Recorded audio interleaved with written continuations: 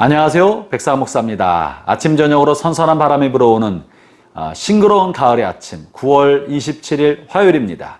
오늘도 변함없이 하나님의 말씀으로 하루 시작하는 여러분 모두에게 크신 하나님의 놀라운 은총이 종일토록 함께 하시기를 바랍니다. 오늘 하나님의 말씀은 사무엘하 6장 1절부터 11절까지 말씀인데요. 어제 본문 5장 전체에서 다윗은 여부 사람이 지배하고 있었던 예루살렘 성을 정복하게 됩니다. 그리고 예루살렘 성에 다윗성을 세우고자 했었죠.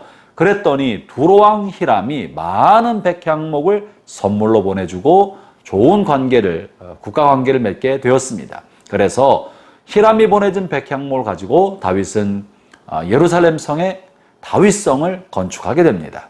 그리고 나서 자신이 궁궐 안에 머물면서 하나님의 법궤, 하나님의 임재를 상징하는 법궤를 생각하게 되었고, 그 법궤가 블레셋에서 아비나답의 집으로 옮긴 다음에 아비나답의 집에서 20여 년이 방치된 상태로 지나오고 있지 않았습니까? 그래서 다윗은 법궤를 모셔오고자 오늘 본문에 보면 3만 명의 특별히 선택된 사람을 데리고, 그리고 잣나무로 만든 악기를 동원하여 법궤를 모셔오고자 아비나답의 집으로 가게 됩니다. 그러자 20여 년 동안 법궤를 돌봤던 아비나답과 그의 아들 우사와 아효가 법궤를 새로 만든 처음 만든 술의 법궤를 잘 모시고 법궤를 운송하게 되었습니다. 그런데 법궤가 예루살렘을 향해 가던 도중에 나곤의 타작마당을 지나갈 때 무슨 연유에서인지 소가 막 뛰다가 술에 실린 법궤가 땅에 떨어질 지경이 되었습니다. 그러자 우사가 급히 이 법궤를 붙들었는데 그만 법궤에 손을 대므로 하나님이 우사에게 진노하셔서 우사가 그 자리에서 즉사하게 됩니다. 이 모습을 보자 다윗을 비롯하여 함께 있었던 모든 사람들이 큰 두려움을 느끼게 된 것이에요. 하나님의 법궤를 잘못 손대면 저렇게 하나님으로부터 큰 진노를 얻는구나, 보근고사하고 하나님의 두려운 진노를 받는구나 하는 것을 보게 되는 것입니다. 그러자 다윗도 기쁨으로 법궤를 모셔오고자 하였다가 두려움이 엄습하자 더 이상 법궤를 모셔오지 못하고 법궤를 인근에 있는 가드 사람 에베데돔의 집에 법궤를 머물게 합니다. 그것이 오늘 본문의 내용인데요. 왜 하나님께서 법궤의 파손을 막기 위해서 법궤를 보호했던 우사를 향해 진노하셨는지, 본문에 있는 뜻은 무엇인지는 오늘 다루지 않고 오늘 새벽 예배 시간에 다뤘습니다. 한번 새벽 예배 본문을 보시기 바라고요. 오늘은 오베데돔에 관해서 좀 살펴보고자 합니다. 이 오베데돔의 집에 어떤 일이 있었는지 9절부터 11절까지 말씀인데요. 제가 한번 읽어보겠습니다. 다윗이 그날에 여호와를 두려워하여 이르되 여호와의 궤가 어찌 내게로 오리요 하고 다윗이 여호와의 궤를 옮겨 다윗성 자기에게로 메어가기를 즐겨하지 아니하고 가드 사람 오베데돔의 집으로 메어간지라. 여호와의 궤가 가드 사람 오베데돔의 집에 석 달을 있었는데 여호와께서 오베데돔과 그의 온 집에 복을 주시니라. 본문의 말씀은 굉장히 특별합니다. 다윗이나 혹은 우사나 아비나답이나 정성을 다해 하나님의 법궤를 모시려 했던 사람들은 두려움을 겪게 되고 혹은 죽임을 당하게 되었는데 이 오베데돔의 집에는 복이 임했다고 말합니다. 오베데돔 어떤 사람입니까? 우사가 법궤에 손을 댔다가 즉사하는 모습을 보고 들었기 때문에 주변의 사람들은 모두가 다 법궤에 대해서 두려움을 꼈습니다. 감히 법궤 근처에 갈 생각도 못했습니다. 자칫하다가 큰일을 당할 줄로 알지 않았겠습니까? 오베데돔 어떻게 법궤를 스스로 모셔오고자 하였겠습니까? 틀림없이 다윗이 다윗성으로 모시기를 꺼려하면서 오베데돔에게 강제로 떠넘겼을 것입니다. 이것을 맡아달라고.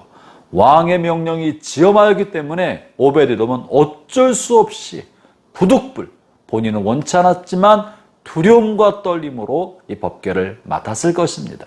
법궤가 오베데돔의 집에 들어올 때 아마도 그 집의 모든 사람들, 종들을 포함하여 모든 사람들은 두려움에 떨었고 이 법궤를 모시지 못하도록 어떻게든지 말려보려고 하지 않았겠습니까? 그러나 다윗 왕의 명령이 두려웠고 지엄하였기 때문에 부득불 어쩔 수 없이 억지로 법궤를 맡았던 겁니다. 그런데 어떤 일이 벌어집니까? 본문 11절에 보니까 하나님께서 오베데돔과 그의 온 집에 복을 주셨다. 사랑하는 형제자매 여러분, 이 본문의 말씀을 저는 보면서 예수님께서 십자가를 지시기 위하여 골고다로 오르실 때 무거운 십자가로 인하여 몇 번 반복해 쓰러지고 고통을 겪게 되자 로마 군인이 예수님의 십자가를 떼어다가 마침 그 길을 지나고 있었던 구레네 사람 시몬의 어깨에 메워서 예수님을 대신하여 골고다 언덕까지 오르게 하지 않았습니까? 구레네 사람 시몬이 즐겁게 헌신하며 예수님의 십자가를 진 것이 아닙니다.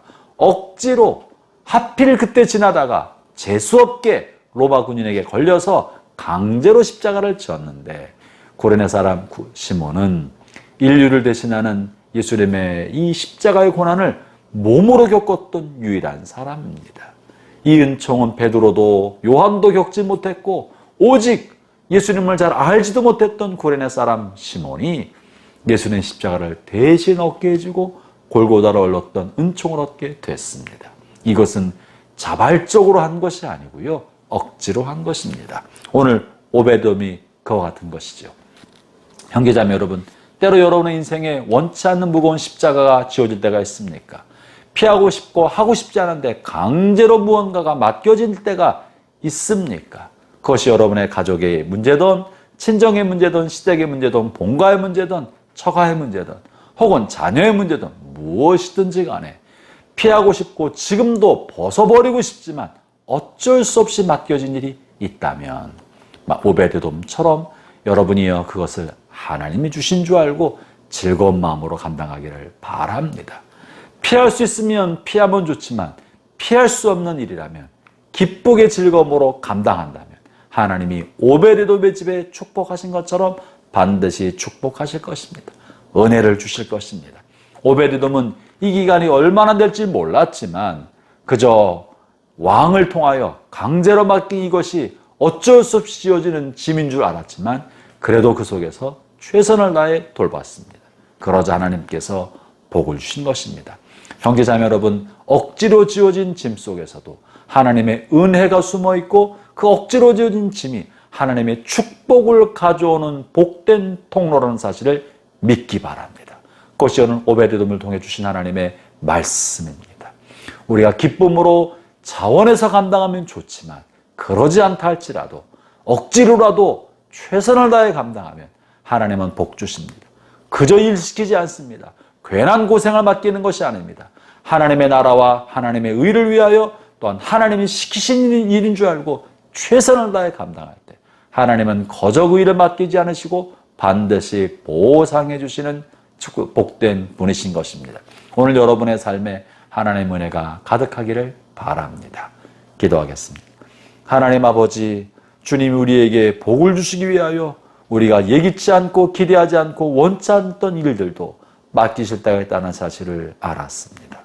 우리에게 지워진 십자가와 같은 무거운 짐이나 억지로 떠넘겨진 법궤 같은 일이라 할지라도 이것이 주님께서 맡기신 일인 줄 알고 성실한 마음으로 잘 감당하는 이에게 하늘의 복을 내려주십시오.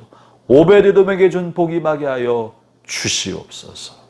예수님 이름으로 기도합니다. 아멘.